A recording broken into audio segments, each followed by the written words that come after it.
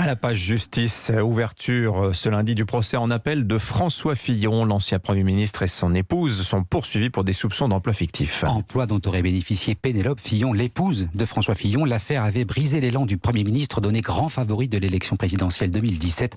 En première instance, François Fillon avait écopé de 2 ans ferme et 375 000 € d'amende. Pour les juges, il était coupable à plus d'un titre, Gladys Lafitte.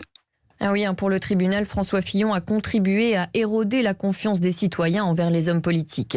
Car au total, ce sont plus d'1 150 000 € qui ont été touchés par le couple, alors que, je cite, Pénélope Fillon n'a jamais effectué de réelles prestations de travail, en tout cas rien qui n'aurait pu justifier la rémunération perçue.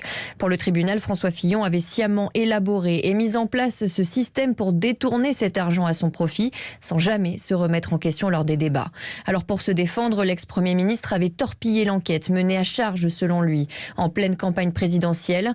Après le procès, la chef du parquet national financier avait avoué avoir subi des pressions de la part de sa hiérarchie, le parquet général qui aura la charge cette fois-ci de porter l'accusation pour ce nouveau procès. L'avocat de François Fillon avait déjà prévenu très vite. Il aura beaucoup d'explications à demander aux magistrats. Gladys Lafitte du service police-justice d'Europe 1. Le procès doit durer jusqu'au 30 novembre.